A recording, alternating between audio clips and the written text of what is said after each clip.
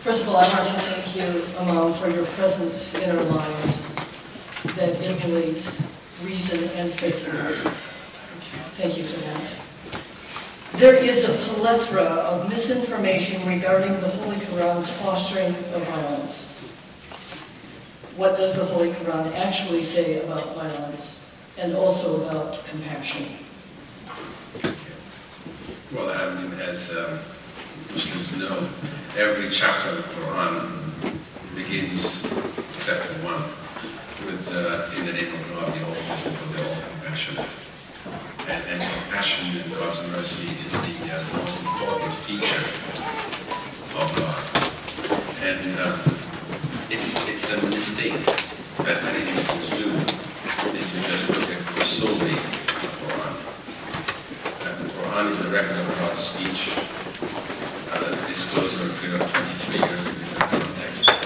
And what's more important for Muslims to recognize, and non-Muslims to recognize too, is the body of practice, of law, that the Prophet himself did, his companions did. So don't look at just a verse in the Quran, because the verse in the Quran may be revealed at one particular time, one particular context, and another verse is in a different context. And therefore the context is very much an important aspect of arriving at a decision. So whereas there are verses which can be construed, taken out of context as being violent, one has to put them in their context. The broader context, the broader practice, the broader tradition of the Prophet and his immediate companions who understood the Quran better than any of us today can, practiced compassion, practiced protection of communities. Omar, who was the second caliph and important companion of the Prophet, it was to him that the Patriarch of Jerusalem went to greet and invited Omar to pray I think in the Mosque of the Holy Sepulchre, and he said, "I'm afraid that Muslims may claim this for them," and he went across the street and prayed outside. So we as Muslims have to look at the whole precedent of the Prophet and his companions and his successors in how they practiced it. And until a century ago, it was under Muslims that the varieties of religions existed. If you read From the Holy Mountain by the British Catholic writer William Dalrymple, where he traces the path of I don't know what century it was, who went from Mount Athos, went through what is called Greece and Turkey, all the way to what is Jerusalem and Egypt. He traced it. And the varieties of Christian communities that existed under Ottoman rule, under Egyptian rule, were more than existed in Europe. Though until a century ago, Muslims protected the variety of religious practice. It's only in the last century that Muslims have become inquisitional and have developed a sense of this concept of an Islamic state, which is really kind of religious nationalism, which never existed before, that has become far less compassionate. We have to revert to that understanding of Islam, which is based upon our tradition.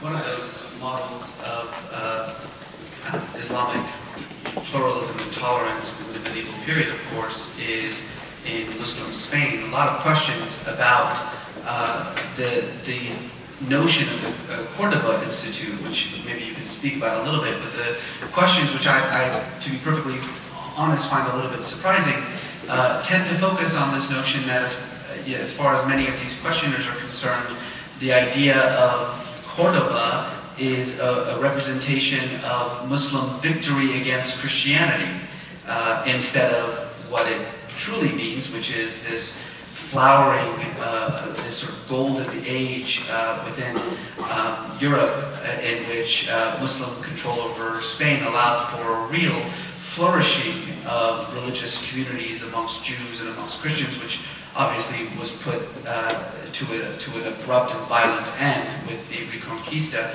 Tell us a little bit about the Cordoba Institute and what Cordoba means for you. Certainly. Well, I founded the Cordoba Initiative after 9/11 as a result of many requests by friends of mine, like my friend Rabbi David Rosen and John Bennett, who was mayor of Aspen, and others who, Christians and Buddhists and Muslims, felt that we needed to fix this relationship between America and Islam.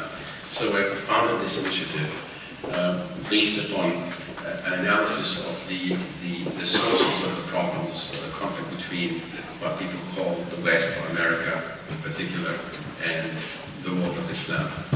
And we divided it into its components: the political problems, the theological or jurisprudential problems, the perception problems shaped by media, both entertainment media and news media, what I call the sociological problems or demographic problems, which is more of a problem in Europe than it is in America. And then designing a program, an algorithm of what it is that needs to be done, and helping to shape a discourse around these issues, knowing that we alone cannot solve the whole problem. It requires governments, it requires academic institutions, think tanks, civil society, people all over, religious leaders, to engage in the complex of issues to change this relationship.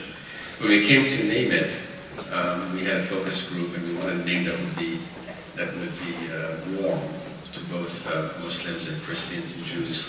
And the word Cordoba came up and covered most votes.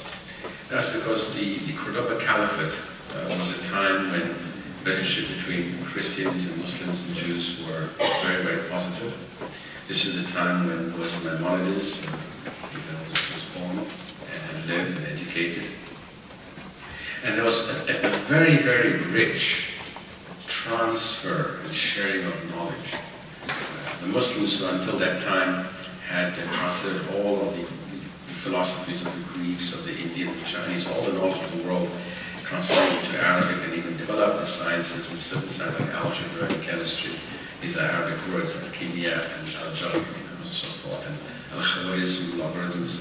So that knowledge was translated into Latin. Many scholars came all the way from England and from Northern Europe. It was peaceful. Yes, there were times of political conflicts like there always are, but it was a time in which there was this convivencia, as they say in Spanish, and good relationships between them, and the sharing of best practices and knowledge. And what we wanted to suggest was that we needed a revitalization of this exchange and sharing to build a better future. We don't want to go back to that period, but to rather learn from our past and know that we have done it in the past. People always say mistakenly that Jews and Muslims have been at each other's throats since the time of, Ishmael and Isaac. Well, that's baloney. Okay, I mean, the vast majority of our history has been very, very positive. And Cordoba was a time of it, and most of our history was like that. Remove the current conflicts, and by and large, peace will prevail. To switch gears a little bit, a lot of questions, as you can imagine, about the role of women in Islam and the subjugation of women in certain Muslim-majority countries. It's a question that I'm sure you get a lot, and I'm sure you've got a lot to say about it, but I'm going to sort of turn it on its head a little bit, if you don't mind, and specifically ask you, not just about the problem, but what are you specifically, you and your amazing wife, Daisy Khan, what are the two of you doing specifically to address this issue? And then a very kind request from a listener from the audience who said that perhaps from now on in your opening invocations, you could consider including more holy women than just, Mary. In your the great characters, biblical characters, prophetic characters upon which the three faiths of Abraham were founded. Well, I mean, one of our projects is the WISE Women's Project, which we've networked about 700 very, very active women from all over the world. And we have also seized a couple of important projects. The role of women is very important, and the oppression of women is unfortunately something which it really doesn't come from origin, it comes from the cultural traditions of those particular societies. And I'm convinced that in the next generation you will see a very, very rapid change. Do you think it's a generational thing? I think it is something that's going to happen very quickly, within a generational time frame. What is happening today in the Muslim world is lagging behind the West by a few decades. But a century ago, women in America didn't have the right to vote. They didn't have the right to an education.